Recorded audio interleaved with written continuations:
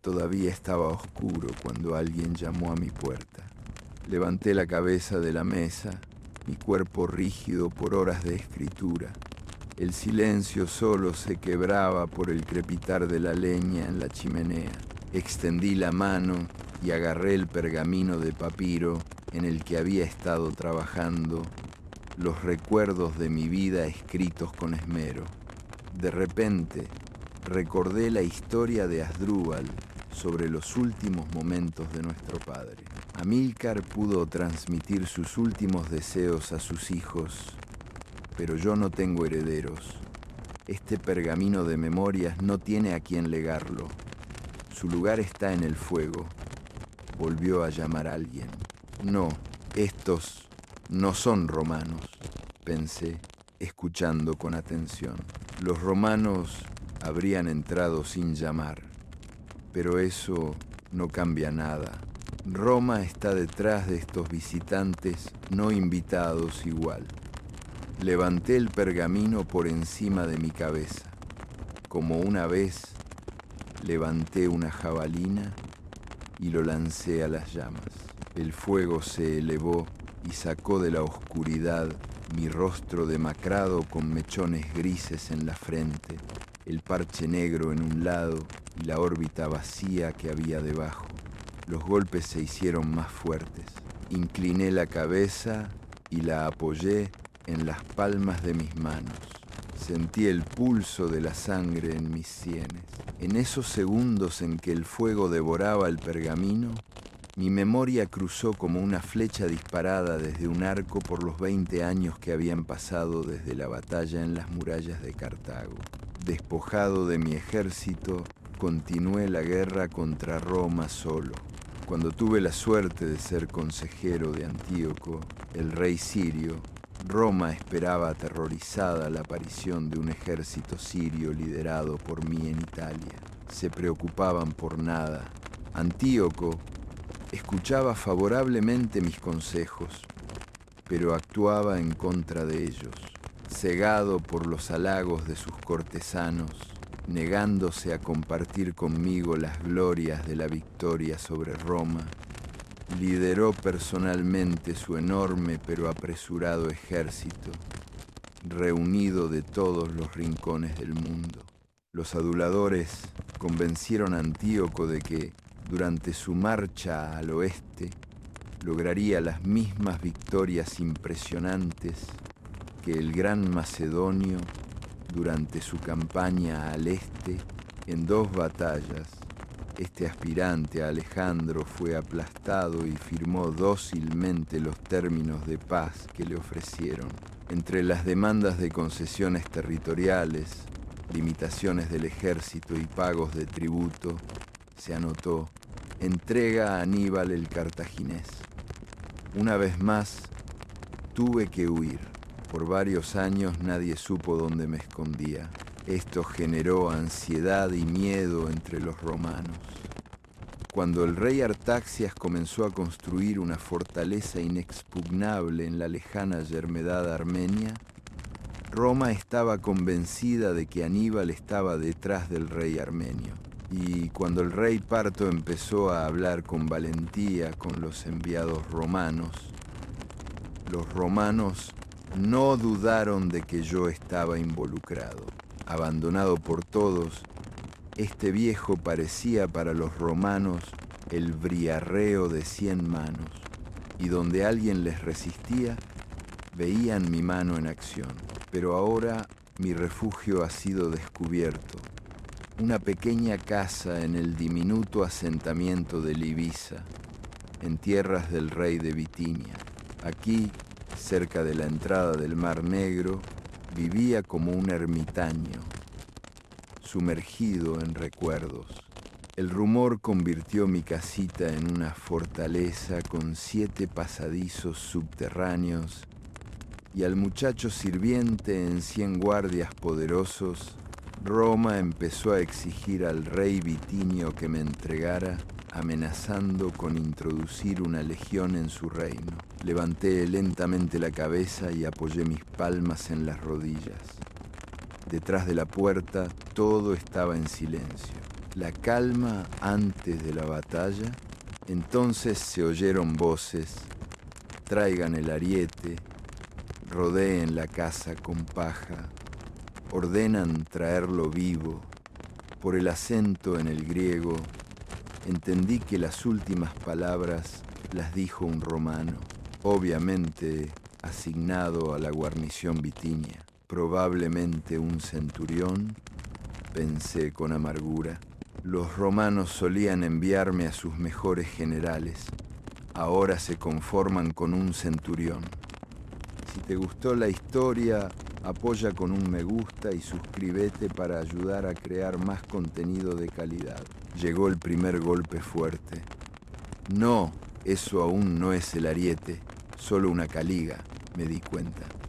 Podía imaginar vívidamente aquella bota romana con los clavos de bronce que sobresalían de la suela, el campo de canas, miles de pies calzados idénticos que nunca darían otro paso, el canto salvaje de los saltamontes que seguía a los gritos de mando, el choque de armas, los gemidos de los moribundos.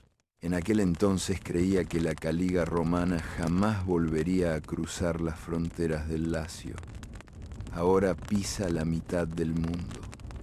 De repente aparecieron ante mi vista mental los Alpes.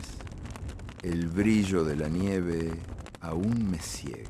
Y aunque desde ese paso nevado no se veía más que rocas dentadas, abismos sin fondo y cielo claro, ahora desde la altura de toda una vida, Italia se abre con sus campos y viñedos, con las curvas azules de ríos y arroyos, con las escamas rojas de los tejados y el amarillo de los techos de paja cubiertos de juncos. Otra imagen surge en mi memoria.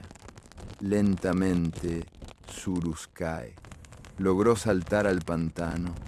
Surus, ¿qué te pasa, Surus? El animal extiende su trompa para un último apretón de manos. La puerta tiembla. Las tablas se doblan bajo los golpes. Oigo la voz alentadora del centurión. No tengáis miedo. No tiene armas, sonrío. ¿Sin armas? Pero para ganar ahora no necesito armas. La puerta se estremece con los golpes. En ellos oigo rítmica e inevitablemente: Roma, Roma, Roma. Me pongo de pie estirándome como si no estuviera en una casa rodeada de enemigos, sino en un campo de batalla al frente de un ejército. Vosotros, grito, ¿cuántos sois? Escipión, respóndeme, tú no has venido y nadie más puede derrotarme. Llevo el anillo envenenado a mi boca. Cuando los soldados irrumpen en la casa, ven el cuerpo sin vida de un gran general. Así logro mi última victoria sobre Roma. Pero dejadme contaros cómo llegué a este momento, cómo el mayor enemigo de Roma pasó sus últimos años en el exilio, siempre un paso adelante de su implacable persecución. Permitidme narrar el largo viaje que me trajo a esta pequeña casa en Livisa, donde haría mi última resistencia contra el imperio que me había perseguido durante décadas. Tras la caída de Cartago y la desintegración de mis sueños de destruir Roma, me convertí en un hombre sin patria.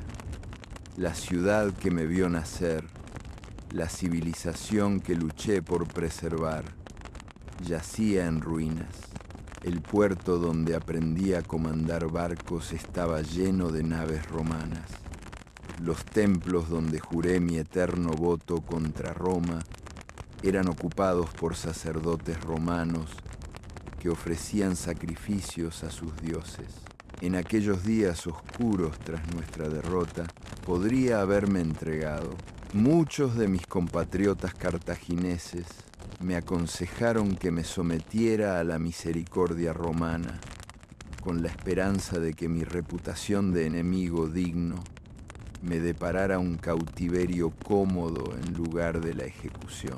Pero no comprendían la naturaleza del juramento que hice en la infancia con mi pequeñita mano sobre el fuego sacrificial, mientras mi padre Amílcar pronunciaba las antiguas palabras que ataban mi alma a la guerra eterna contra Roma.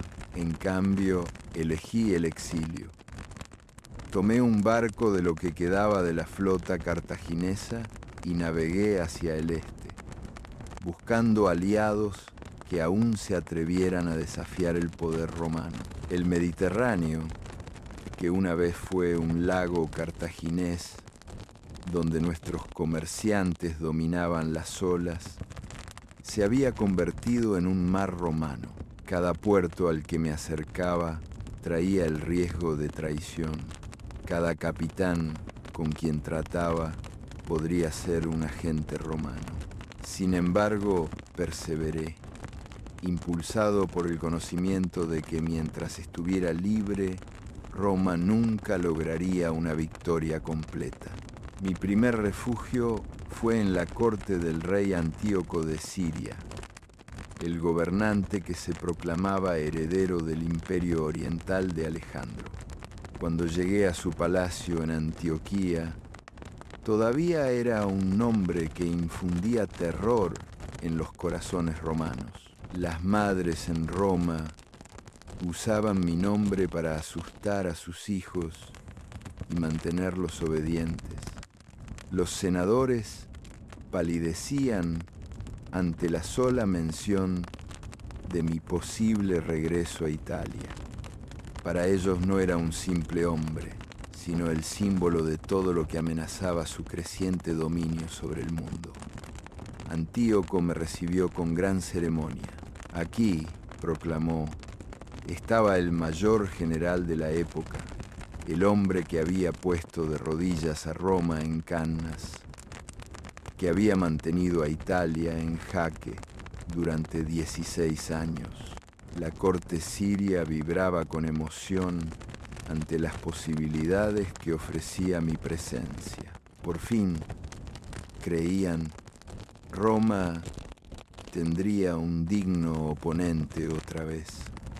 Me entregué con todo el vigor de mis años jóvenes al trabajo de planear una nueva campaña contra Roma. Estudié mapas de Italia, recordando cada valle y paso montañoso que había cruzado durante mi larga ocupación de la península.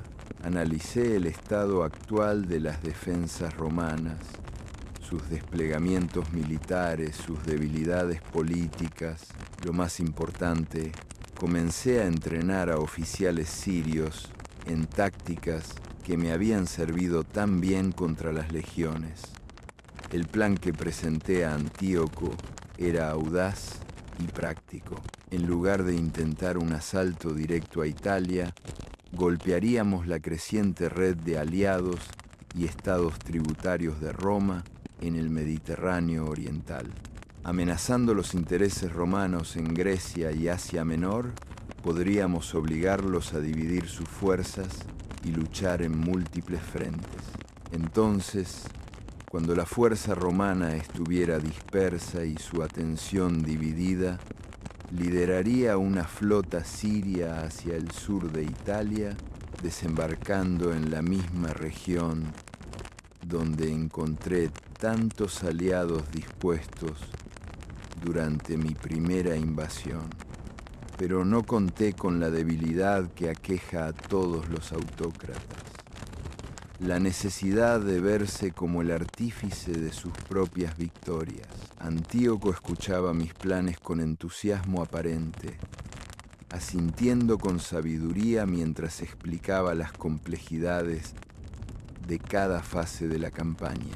Sin embargo, comencé a notar que sus cortesanos susurraban en su oído tras cada reunión y que sus preguntas poco a poco cambiaban de detalles tácticos a preocupaciones sobre quién recibiría el crédito por las futuras victorias.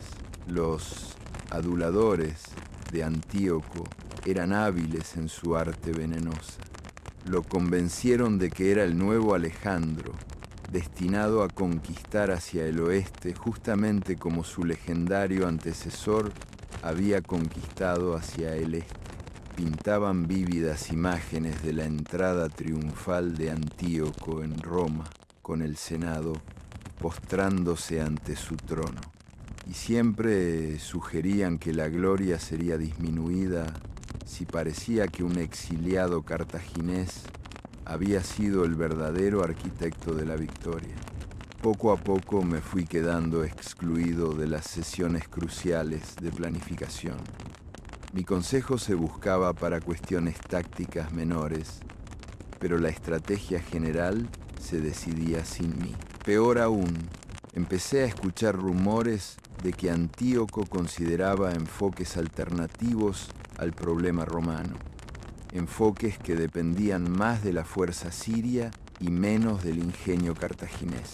El golpe final llegó cuando Antíoco anunció su decisión de liderar personalmente la fuerza invasora.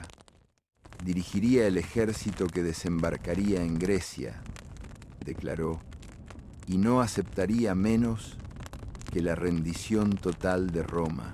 El papel que me ofreció fue el de comandante subordinado, responsable de una pequeña parte de la flota y prohibido de tomar cualquier acción independiente. Acepté el puesto porque no tenía otra opción. Al menos estaría combatiendo a los romanos otra vez, aunque no como el comandante supremo que una vez fui.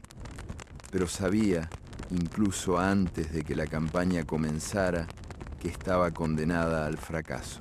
Si te gustó la historia, apoya con un me gusta y suscríbete para ayudar a crear más contenido de calidad. La campaña siria contra Roma se desarrolló exactamente como había temido. Antíoco, embriagado por la adulación de sus cortesanos y convencido de su propio genio militar, ignoró todas las lecciones que intenté enseñarle sobre cómo luchar contra los romanos. Dividió sus fuerzas cuando necesitaban concentración. Atacó donde el enemigo era más fuerte en lugar de donde era débil. Y lo peor de todo, permitió que los romanos escogieran el momento y el lugar de la batalla. En las Termópilas, sitio de la antigua gloria espartana, Antíoco sufrió su primera gran derrota. El cónsul romano Catón, no un gran general, pero sí competente, usó las mismas tácticas que habían servido a Perseo siglos antes. Envió una fuerza para flanquear la posición siria mientras fijaba el grueso del ejército en un ataque frontal. Pero donde los espartanos resistieron hasta la muerte, el ejército sirio se desplomó al darse cuenta de que estaban rodeados. Antíoco huyó del campo, dejando a miles de sus soldados a morir o a rendirse. La segunda derrota fue en Magnesia y fue aún más completa. Aquí, Antíoco comandaba un ejército que doblaba en número a los romanos, con caballería, elefantes y tropas de toda su vasta imperio. En papel, debería haber sido una victoria fácil. En realidad, fue una masacre. Las legiones romanas, disciplinadas y experimentadas, atravesaron las filas sirias como una espada a través de la seda. Los elefantes de Antíoco, mal entrenados y atemorizados por los gritos de guerra romanos, se voltearon y pisotearon a su propio ejército. Al final del día, el ejército sirio dejó de existir como fuerza combatiente. No estuve presente en ninguna de las batallas. Antíoco me había confiado el mando de una pequeña escuadrilla de barcos con la orden de hostigar las líneas de abastecimiento romanas en el Egeo. Era trabajo de trámite, destinado a mantenerme alejado mientras él lograba sus victorias gloriosas. En cambio, me encontré remolcando refugiados de sus derrotas, viendo flotar en el mar barcos llenos de hombres derrotados que huían hacia el oeste con noticias del desastre. Cuando llegó la noticia de que Antíoco estaba listo para negociar la paz, supe cuáles serían los términos. Roma nunca olvidaba a un enemigo y nunca perdonaba. En alguna parte de esa larga lista de concesiones territoriales y pagos de tributo, habría una línea que sellaría mi destino. El rey deberá entregar a Aníbal, cartaginés, para la justicia romana. No esperé a leer el texto oficial del tratado. En una noche oscura, mientras la corte de Antíoco aún debatía si aceptar los términos romanos o continuar con una guerra sin esperanza, me escabullí del campamento sirio. Una pequeña barca de pesca cruzó el estrecho que separa Asia de Europa y al amanecer ya estaba cabalgando hacia el noreste, siguiendo caminos de montaña que me alejarían mucho del alcance romano. Durante los años siguientes me convertí en un espectro que merodeaba en los bordes del mundo romano. Donde Roma miraba, veía signos de mi presencia. Cuando el rey armenio Artagesa comenzó a fortificar sus fortalezas en las montañas, los agentes romanos concluían inmediatamente que yo era el artífice de sus defensas. Cuando los embajadores parto hablaban con mayor osadía que de costumbre con delegados romanos, los senadores susurraban que Hannibal estaba tras su insolencia. Cuando los piratas aumentaban su agresividad en el Mediterráneo oriental, Roma asumía que yo los estaba organizando en una nueva coalición antirromana. La mayoría de estas sospechas eran falsas, pero no hacía nada por desalentar esas ideas. Que Roma gastara recursos persiguiendo sombras mientras yo encontraba refugio entre gobernantes que todavía se atrevían a desafiar el poder romano. Que sus espías se agotaran persiguiendo falsos rastros mientras construían nuevas alianzas en los rincones del mundo aún no conquistados por Roma. La verdad era más simple y triste que la paranoia romana sugirió. Era un exilio envejecido, sin ejército, sin tesoro y sin perspectivas reales de volver a luchar contra Roma. Pero yo seguía siendo Hannibal, y ese solo nombre ya era suficiente para perturbar el sueño romano e influir en sus políticas. De manera extraña, me había vuelto más peligroso en el exilio de lo que jamás fui al frente de un ejército, porque ahora existía más como símbolo que como un hombre. Mis años de vagar me llevaron por tierras que pocos romanos habían visto.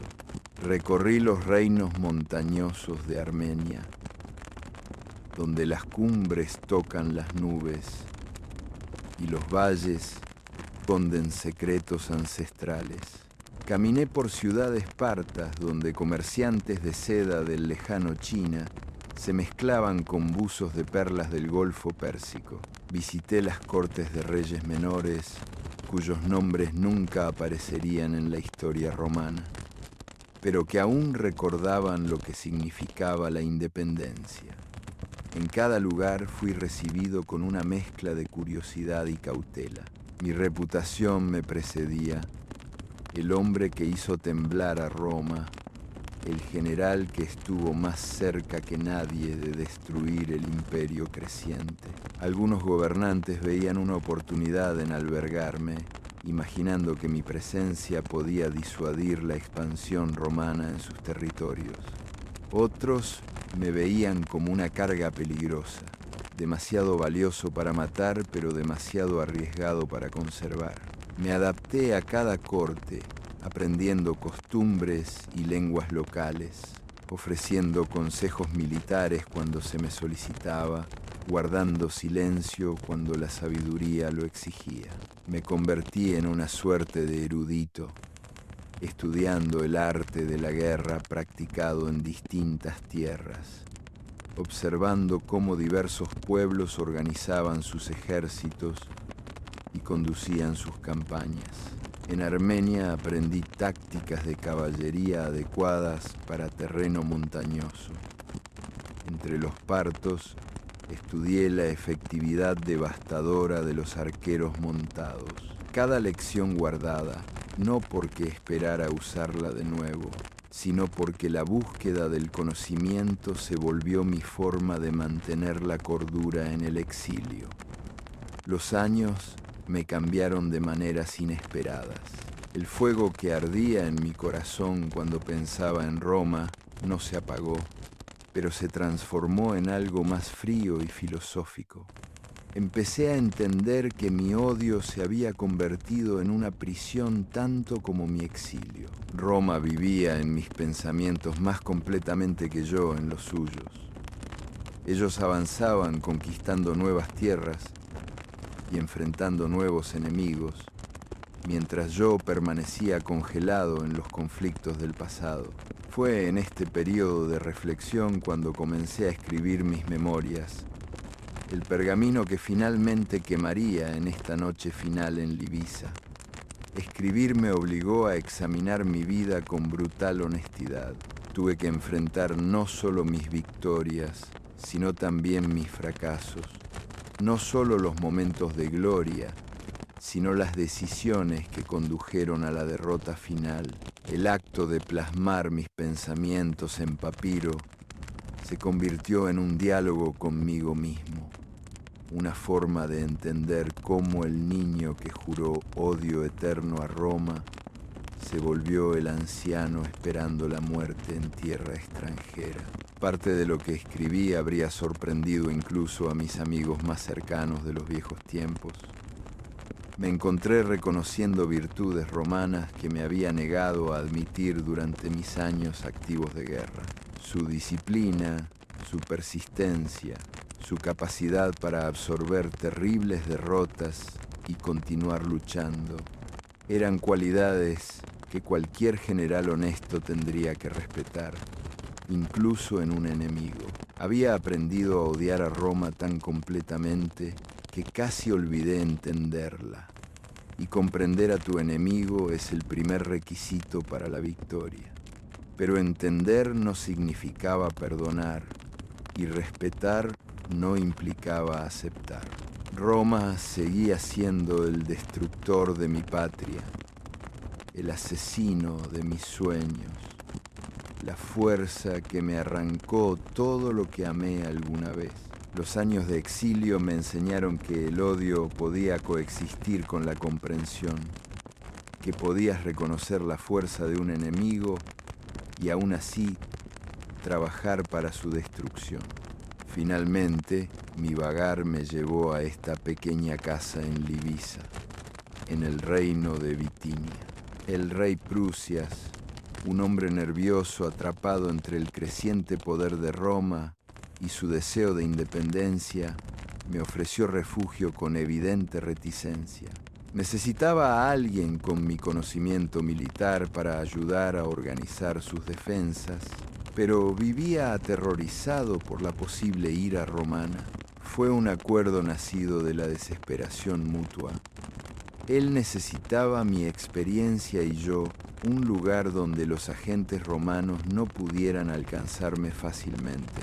Si te gustó la historia, apoya con un me gusta y suscríbete para ayudar a crear más contenido de calidad. Durante 3 años viví tranquilo en Livisa y fueron quizás los años más pacíficos de mi vida adulta.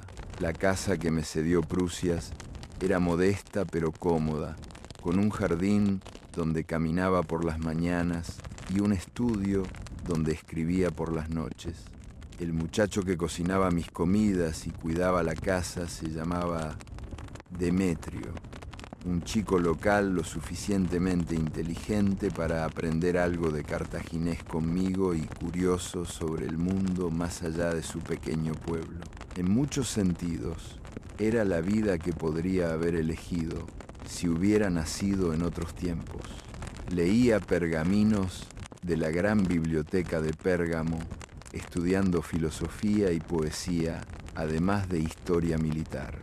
Mantenía correspondencia con eruditos de diversas ciudades, discutiendo cuestiones de estrategia y táctica que les interesaban. A veces pasaba días enteros trabajando en el jardín, encontrando satisfacción en el acto sencillo de hacer crecer las cosas. Pero bajo esta tranquilidad aparente, permanecía alerta a las grandes corrientes políticas que fluían a mi alrededor. El poder romano se expandía en todas direcciones y cada nueva conquista los acercaba más a las fronteras de reinos que antaño parecían seguros y lejanos. Observaba cómo gobernantes independientes se sometían uno a las demandas de Roma, convirtiéndose primero en aliados, luego en vasallos y finalmente en súbditos. El patrón siempre era el mismo. Primero llegaban mercaderes romanos buscando privilegios comerciales, luego diplomáticos romanos ofreciendo protección contra vecinos hostiles, después guarniciones romanas para asegurar carreteras y puertos vitales. Finalmente, gobernadores romanos para administrar los territorios que antes habían sido soberanos. El rey Prusia se puso cada vez más nervioso con el paso de los meses. Delegaciones romanas visitaban su corte con creciente frecuencia y sus exigencias se volvían progresivamente más duras. Querían derechos para que los barcos romanos atracaran en puertos vitinios. Querían permiso para reclutar soldados entre los súbditos de Prusia. Querían que modificara sus leyes para dar privilegios especiales a los ciudadanos romanos en los negocios dentro de su reino. Lo más ominoso era que empezaron a hacer preguntas directas sobre sus invitados extranjeros.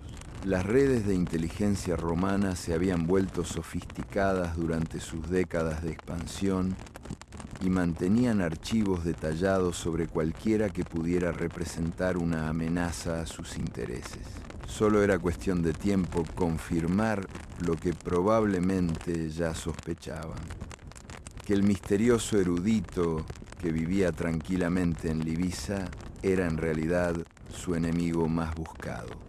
El momento del descubrimiento llegó por un accidente imposible de prevenir con ningún plan.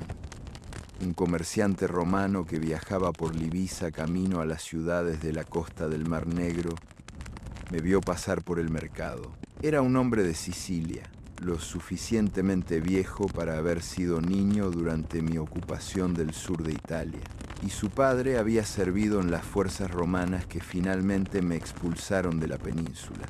Me reconoció por las descripciones que había escuchado en su infancia.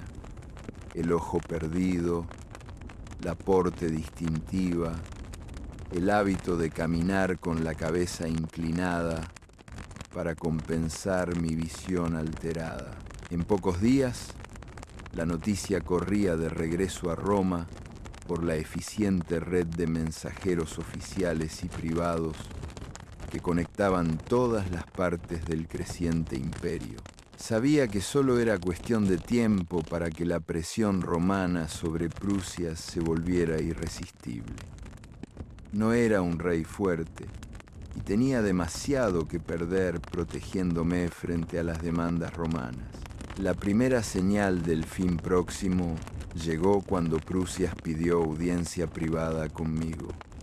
Estaba claramente incómodo, evitando mi mirada mientras hablaba de la difícil posición en la que se encontraba. Roma amenazaba con romper relaciones diplomáticas con Bitinia si continuaba refugiándome. Los acuerdos comerciales se estaban cancelando y corrían rumores de que fuerzas romanas se concentraban en provincias cercanas. Sus nobles empezaban a cuestionar la sabiduría de proteger a un viejo exiliado a costa de la prosperidad y seguridad del reino. Le ahorré la necesidad de hacer la petición directamente. Le dije que comprendía la situación imposible en la que estaba y que no le pediría sacrificar su reino por mí, pero también dejé claro que no me entregaría voluntariamente a la justicia romana. Había otras formas de resolver el problema, maneras que le permitirían satisfacer las demandas romanas sin traicionar la obligación de hospitalidad. Esa conversación tuvo lugar hace 3 días. Desde entonces me he estado preparando para la inevitable conclusión de mi larga lucha con Roma. Escribí cartas finales a los pocos amigos que tal vez aún me recordaban con afecto. Destruí documentos que podrían comprometer a quienes me ayudaron durante mis años de exilio. Y trabajé en completar mis memorias, intentando dejar un relato honesto de mi vida para que futuros historiadores pudieran encontrar valiosa mi historia. Ahora, mientras me siento en mi estudio en esta última noche, no pienso en los fracasos y derrotas que me trajeron hasta este momento, sino en las victorias que una vez hicieron temblar a Roma. Los recuerdos vuelven con una claridad sorprendente, como si el acercarse al fin de mi vida hubiera de alguna manera agudizado mi capacidad para mirar al pasado. Recuerdo el momento en que concebí por primera vez el plan que llevaría a mi ejército a cruzar los Alpes hacia Italia. La estrategia romana siempre había sido librar las guerras cartaginesas en África o España, manteniendo la devastación lejos de sus propias ciudades y campos. Pero ¿qué pasaría si un ejército cartaginés pudiera aparecer en el corazón mismo de Italia, reuniendo a los aliados reacios de Roma y amenazando la misma existencia del Estado romano? La logística parecía imposible. Ningún ejército había cruzado jamás los altos pasos alpinos con elefantes, caballería y un tren completo de bagajes. Las tribus montañosas eran hostiles, el clima impredecible, las rutas en gran parte desconocidas. Los estrategas romanos habían desestimado la posibilidad como fantasía, asumiendo que los Alpes mismos eran la mejor defensa de Roma contra la invasión del norte. Pero yo había pasado años estudiando el problema, consultando con comerciantes que conocían los pasos de montaña, entrevistando a jefes célticos que comprendían los territorios tribales que necesitaríamos cruzar. Más importante aún, había comprendido una verdad fundamental sobre la guerra que los romanos, en su arrogancia, habían olvidado. Lo imposible, si puede lograrse, sorprende completamente porque el enemigo no se defiende contra ello.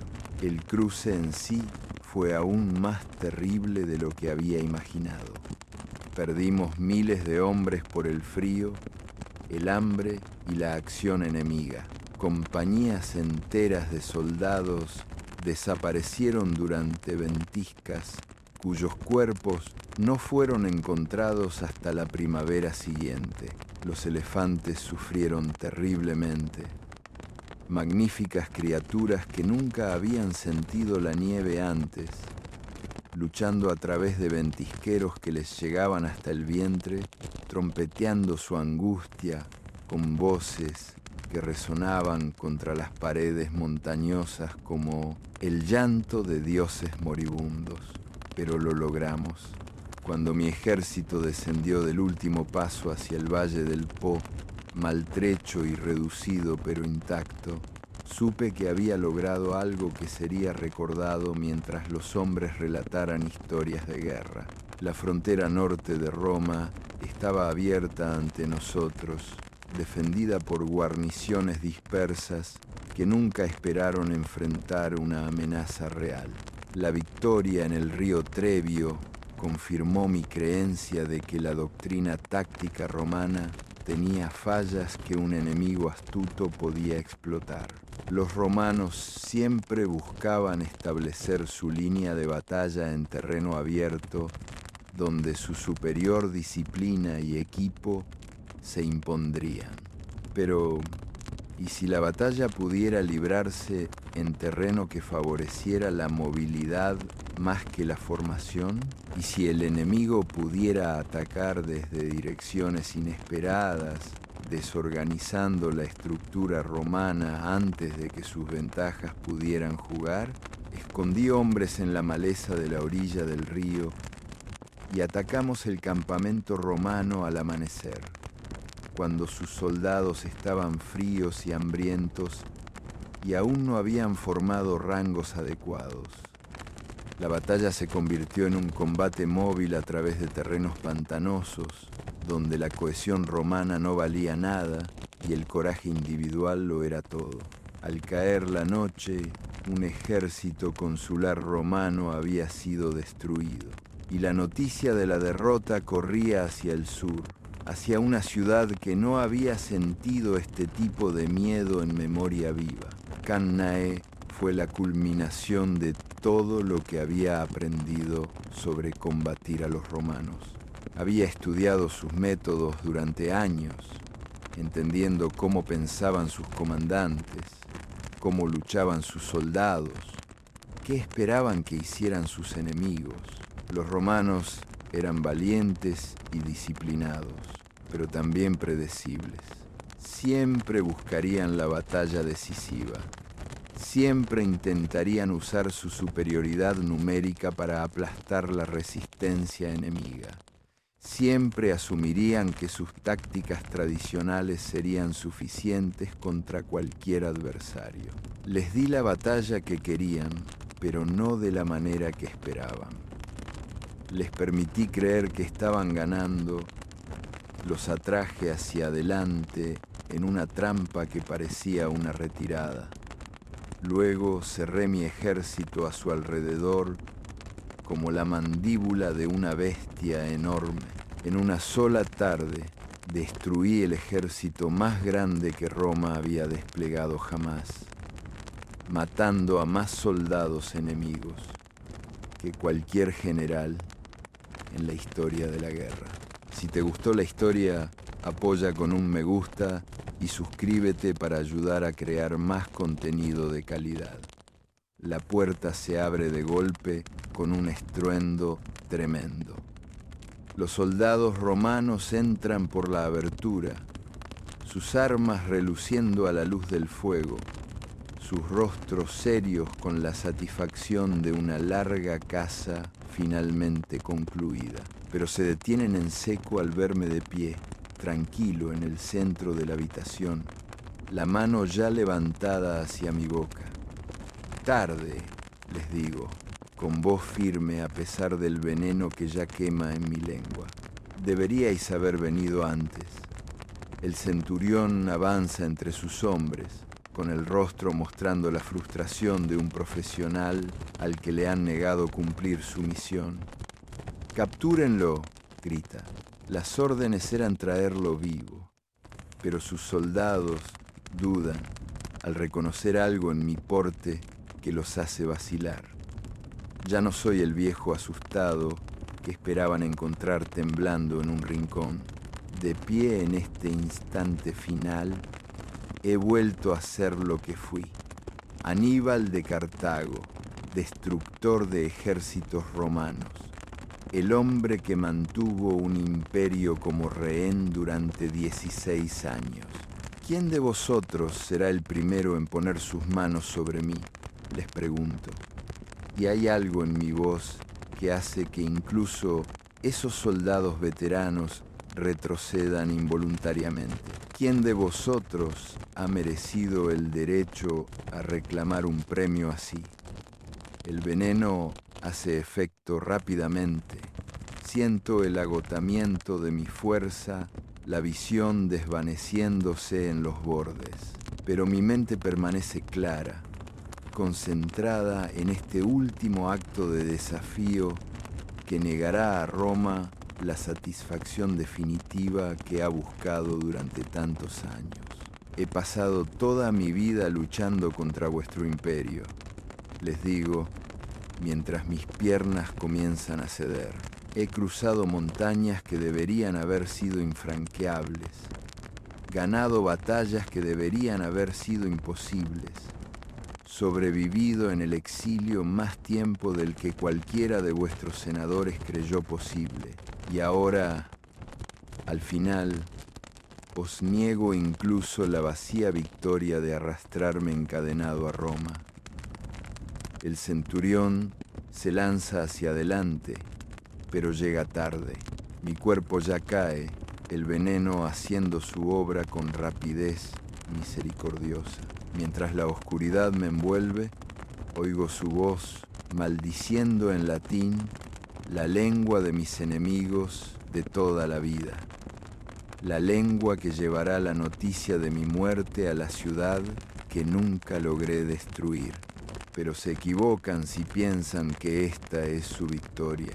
Al elegir la manera y el momento de mi muerte, he ganado algo que ningún triunfo romano podrá jamás arrebatarme. Muero como viví, libre, sin doblegarme ante la derrota, sin quebrantarme por el exilio, invicto incluso en mi último aliento. Que lleven la noticia de mi muerte a sus senadores y cónsules, que celebren en sus foros y templos, convencidos de que la larga amenaza de Aníbal ha terminado. No comprenden que algunas victorias trascienden los simples hechos de la vida y la muerte. Al negarme a darles lo que más querían, el espectáculo de mi humillación, he logrado algo mayor que cualquier triunfo en el campo de batalla.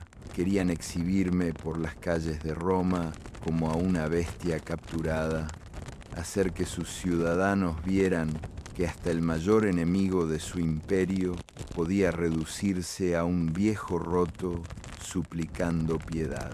En cambio, deben regresar con el cadáver de un general que eligió su propio fin, que escapó de sus garras incluso rodeado y en desventaja numérica.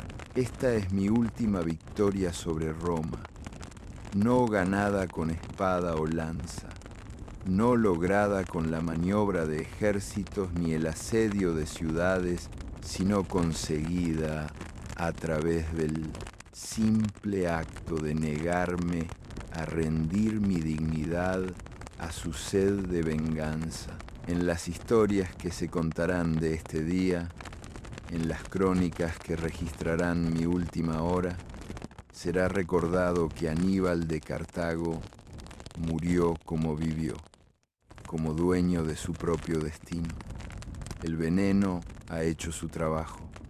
Los soldados romanos se mantienen alrededor de mi cuerpo como guardias de un tesoro que se ha convertido en polvo entre sus manos.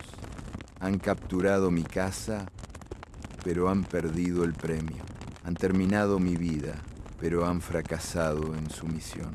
Y en ese fracaso, saboreo una dulzura mayor que cualquier victoria que haya ganado en el campo de batalla. Así termina la vida de Aníbal, hijo de Amílcar, enemigo jurado de Roma y libre hasta el último instante.